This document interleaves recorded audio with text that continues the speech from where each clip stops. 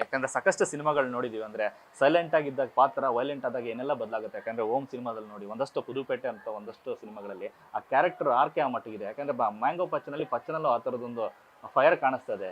ನೀವು ಸಾಮಾನ್ಯವಾಗಿದ್ದಾಗ ನಾರ್ಮಲ್ ಆಗಿದ್ದಾಗ ಇದ್ದಂಥ ಡೈಲಾಗು ಮತ್ತೆ ಆ ಬದಲಾದಾಗ ಒಂದಷ್ಟು ಡೈಲಾಗ್ಸ್ ಇದೆಯಲ್ಲ ಅದು ಬೇರೆ ಮಟ್ಟದಲ್ಲಿ ಇರುವಂಥದ್ದು. ಸೊ ಆ ಮಟ್ಟಕ್ಕೆ ಶೇಡ್ ಇದೆಯಾ ಅಂತ. ಖಂಡಿತವಾಗ್ಲು ನಾನು ಹೇಳ್ದಂಗೆ it's an under dog story. ಒಬ್ಬ ಹೋಗ್ತಾ ಹೋಗ್ತಾ ಆ ಸಂದರ್ಭದ ಪ್ರಕಾರ ಹೆಂಗ್ ಬೆಳೀತಾ ಹೋಗ್ತಾನೆ ಇವನು. So that is definitely there. ಅಂದರೆ ನೀವು ಹೇಳ್ದಂಗೆ ಒಬ್ಬ ಸೈಲೆಂಟ್ ಕ್ಯಾರೆಕ್ಟರ್ ಅಂದರೆ ಅವ್ನ ಪಾಡಿಗೆ ಅವ್ನ ಲೈಫ್ ಅವ್ನ ಜೀವನ ನೋಡ್ಕೊಂಡಿರೋನ್ನ ದಿಢೀರ್ ಅಂತ ಬಂದ್ಬಿಟ್ಟು ಈ ವರ್ಲ್ಡ್ನ ಈ ಜಗತ್ತೊಳಗಡೆ ಹಾಕಿದಾಗ ಏನೇನು ಮಾಡ್ತಾನೆ, ಸರ್ವೈವಲ್ಗೆ ಏನೇನು ಮಾಡ್ತಾನೆ ಅವನು, ಅವ್ನ ತಾಯಿಗೋಸ್ಕರ ಏನು ಮಾಡ್ತಾನೆ ಎಲ್ಲಕ್ಕಿಂತ ಹೆಚ್ಚಾಗಿ. That is the main emotional point ಈ ಸ್ಟೋರಿಯಲ್ಲಿ. ಸೊ ಹೋಗ್ತಾ ಹೋಗ್ತಾ ಹೋಗ್ತಾ ವೈ ಹಿ ಬಿಕಮ್ಸ್ ಮ್ಯಾಂಗೋ ಪಚ್ಚ. ನಮ್ಮ ಇಡೀ ಸಿನಿಮಾ ಅಂದರೆ ಕ್ಯಾರೆಕ್ಟರ್ ಗ್ರಾಫ್ ಇರೋದೇ ಹಂಗೆ. ಸೊ ಥ್ಯಾಂಕ್ಫುಲಿ ನೀವು ನೋಟಿಸ್ ಮಾಡಿದ್ರೆ ಅದನ್ನ. So that is the main hook point of the cinema. ಹೌದು. ಸೊ ಒಂದು ಸಿಟಿನಲ್ಲೇ ಕೂತ್ಕೊಂಡು ಇಡೀ ಸಿನಿಮಾನ ಮುಗಿಸೋದು ಅಷ್ಟು ಚಾಲೆಂಜ್ ಅಂತ ಮೊದಲಿಗೆ. ಒಂದು ಸಿಟಿ ಅಲ್ಲ, ಸಿಟಿ ಒಳಗಡೆ ಆ್ಯಕ್ಚುಲಿ ನಮಗೆ ಫಸ್ಟಿಂದನೂ ಕ್ಲಿಯರ್ ಇದ್ವಿ, ನಮಗೆ ಯಾವ ಸೆಟ್ಟು ಬೇಕಾಗಿರಲಿಲ್ಲ. ನಮಗೆ ಎಷ್ಟು ರಾಕ್ ಶೂಟ್ ಮಾಡಿದ್ವಿ, ಎಷ್ಟೋ ಕಡೆ ನಾವು ಆ್ಯಕ್ಚುಲಿ ಕ್ಯಾಮ್ರಾ ಇರೋದೂ ಗೊತ್ತಾಗಿಲ್ಲ ಜನಕ್ಕೆ. ಸೊ ಒಂಥರ ಈ ಗರಿಲ್ಲಾ ಶೂಟಿಂಗ್ ಅಂತೀವಲ್ಲ ಆ ಥರ ಎಲ್ಲ ಮಾಡ್ಕೊಂಡು ಹೋಗಿದ್ದೀವಿ. ಬಿಕಾಸ್ ಮಾರ್ಕೆಟ್ ಒಳಗಡೆ ಶೂಟ್ ಮಾಡಿದ್ದೀವಿ. ಅದು ಯಾವುದೋ ಟೆರೆಸ್ ಮೇಲೆ ಕ್ಯಾಮ್ರಾ ಎಲ್ಲ ಇಟ್ಟು ನಾನು ಜೈ ಆಗಿರ್ಬೋದು ಅಥವಾ ಸುಜಿ ಕಾಜಲ್ ಅವರಾಗಿರ್ಬೋದು ಸುಮ್ಮನೆ ನಡ್ಕೊಂಡು ಹೋಗ್ತಾರೋ ಮಾಂಟಾಜಸ್ ಅವೆಲ್ಲ. ಬಟ್ ಆ ಒಂದು ಹೇಳಬೇಕಂದ್ರೆ ಆ ಊರಲ್ಲಿರೋದು ಒಂದು ಸಿಕ್ಕಾಪಟ್ಟೆ ಸಪೋರ್ಟ್ ಮಾಡಿದ್ರು ಎಲ್ಲರೂ. ತುಂಬಾ ಸಪೋರ್ಟ್ ಮಾಡಿದ್ರು. ಸುನ್ನತ್ ಕೆರೆಯಲ್ಲಂತೂ ನಾವು ಆಲ್ಮೋಸ್ಟ್ ಒಂದು 7-8 ದಿನ ಶೂಟ್ ಮಾಡಿದ್ವಿ ಇಡೀ ಏರಿಯಾದಲ್ಲಿ. ಹೋಗ್ತಾ ಹೋಗ್ತಾ ಹೆಂಗೆ ಸಪೋರ್ಟ್ ಮಾಡಿದ್ರು ಅಂದರೆ ಜನ. ನಾವು ಅದು ಬೇರೆ ರಾತ್ರಿ ಎಲ್ಲ ಶೂಟ್ ಮಾಡ್ತಾ ಇದ್ವಿ. ಒಂದು ದಿನಾನು ನಾಯ್ಸ್ ಕಂಪ್ಲೇಂಟ್ ಅಂತ ಹೇಳಿಲ್ಲ. ಮನೆಯಿಂದ ಊಟ ತೊಗೊಂಡು ಬರೋರು ನಮ್ಮ ಸೆಟ್ ಅವ್ರಿಗೆ, ಫಿಶ್ ಫ್ರೈ ಅದು ಅಂತೆ ಇದಂತೆ ರೊಟ್ಟಿ ಅಂತ ಏನೇನೋ ತೊಗೊಂಡು ಬರೋರು ನಮ್ಮ ಸೆಟ್ಟಿಗೆ.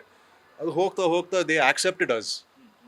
ಸೊ ಅದು ಒಂಥರ ಖುಷಿ ಆಯಿತು. ಅಂದರೆ ಎಲ್ಲಿ ಹೋದ್ರೂ ಮ್ಯಾಮ್ ನಿಮ್ಮ ಮನೆ ಮುಂದೆ ಶೂಟ್ ಮಾಡಿ ದಯವಿಟ್ಟು ಶೂಟ್ ಮಾಡ್ಕೊಳ್ಳಿ, ಏನು ಬೇಕಾದರೂ ಮಾಡ್ಕೊಳ್ಳಿ, ಮನೆ ಒಳಗಡೆ ಬಂದು ಶೂಟ್ ಮಾಡ್ತೀರಾ ಹಂಗಾಗೋದ್ರು ಜನ. ನೋಡಿ ನೋಡಿ ನೋಡಿ ಆ ಫೆಮಿಲಿಯಾರಿಟಿ ಮೋಸ್ಟ್ಲಿ. ಸೊ ನಮಗಂತೂ ಏನೂ ಕಷ್ಟ ಆಗಲಿಲ್ಲ ಅದರಲ್ಲಿ. 5 ನಿಮಿಷ ಹೋಟೆಲ್, 5 ನಿಮಿಷ ಬಿಟ್ಟರೆ ಲೊಕೇಶನ್ನು ಪ್ಯಾಕಪ್ ಆದರೆ 5 ನಿಮಿಷ ವಾಪಸ್ ರೂಮಲ್ಲಿ. ಸೊ ಆ್ಯಕ್ಚುಲಿ ಬೆಂಗಳೂರಲ್ಲಿ ಶೂಟ್ ಮಾಡೋದೇ ಕಷ್ಟ. ಮೈಸೂರಲ್ಲಿ ಅದ್ಭುತವಾಗಿ ಆರಾಮಾಗಿ ಶೂಟ್ ಮಾಡ್ಕೊಂಡು ಬಂದ್ವಿ. ನಿಮಗೆ ಫೋಟೋಗ್ರಫಿ ಮತ್ತು ಮೊಬೈಲ್ ಫೋಟೋಗ್ರಫಿ ಎಷ್ಟು ಇಷ್ಟ ನೋಡಿದ್ವಿ, ಯಾಕಂದರೆ ಇನ್ಸ್ಟಾಗ್ರಾಮಲ್ಲಿ ಸಾಕಷ್ಟು ಆಗ್ತಾ ಇರ್ತೀರಿ. ಸೊ ಮೈಸೂರು ಅಂತ ಸಾಂಸ್ಕೃತಿಕ ನಗರ ಸಿಕ್ಕಾಗ ನಿಮ್ಗೆ ಇನ್ನಷ್ಟು ಖುಷಿ ಕೊಡುತ್ತೆ. ಹಳೆಯ ಬಿಲ್ಡಿಂಗ್ಗಳು ಒಂದಷ್ಟು ಇದೆಯಾ, ಹಳೆಯ ಜಾಗಗಳು ಒಂದಷ್ಟು ಇದೆಯಾ, ಒಂದಷ್ಟು ಕೆತ್ತನೆಗಳಿರುತ್ತೆ, ಆ ಥರದ್ದೆಲ್ಲ ಇದ್ದೇ ಇರುತ್ತೆ. ಸೊ ನೀವು ಹತ್ತಿರದಲ್ಲಿ ನೋಡಿದಾಗ ತುಂಬ ಫೀಲೇ ಬೇರೆ ಇರುತ್ತೆ ಅದು. ಆ್ಯಕ್ಚುಲಾಗಿ ಯಾವ ಸ್ಥಳಗಳು ಹೋಗಿದ್ರಿ ಅಂತ, ಈಗ KR ಮಾರ್ಕೆಟ್ ಆಗಲಿ, ಮೈಸೂರಿನ ಒಂದಷ್ಟು ಯಾರು ನೋಡಿದಂಥ ಒಂದಷ್ಟು ಜಾಗಗಳು ಕೂಡ ಇದೆ. ಹೌದು. ಸೊ ನನಗೆ ಅದಷ್ಟು ನೋಡ್ತಾ ಇದ್ದೆ ನಾನು. ಬಟ್ ಅವತ್ತು ಅಲ್ಲೇ ಕೂತ್ಕೊಂಡು ಶೂಟ್ ಮಾಡೋಕ್ಕಂತೂ ಆಗಲಿಲ್ಲ ನನ್ನ ಕೈಯಲ್ಲಿ. ನನಗೆ ಅದಕ್ಕೋಸ್ಕರ ನಾನು ಆ ಲಾಸ್ಟಲ್ಲಿ ಮೈಸೂರದ್ದು ವೀಡಿಯೋ ಮಾಡಿಕೊಟ್ಟಿದ್ದು ನಾನು. ಅಂದರೆ ಬಿಕಾಸ್ ನನಗೊಂದು ಏನೋ ಒಂದು ಆಸೆ ಇತ್ತು. ನಾನು ಕೊನೆ ದಿನ ಯಾವಾಗ ನಾನು ಮೇಕಪ್ ಹಾಕೊತಾದ್ನೋ ನನಗೆ ಅನಿಸ್ತು ಶಿಟ್ ಇದು ಲಾಸ್ಟ್ ಟೈಮ್ ನಾನು ಮೋಸ್ಟ್ಲಿ ಮೈಸೂರಲ್ಲಿ ಪಚ್ಚನಾಗಿ ಮೇಕಪ್ ಹಾಕೊತಾರದು. ಸೊ ಈ ಊರಿಗೆ ಏನಾದರೂ ಮಾಡಬೇಕು, ನಾನು ನೋಡಿರೋದ್ರಲ್ಲಿ ನಾನು ಏನಾದರೂ ಮಾಡಿಕೊಡ್ಬೇಕಂತ ಹೇಳಿದಾಗ ಆ ವಿಡಿಯೋ ಐಡಿಯಾ ಬಂದಿದ್ದು ನನಗೆ.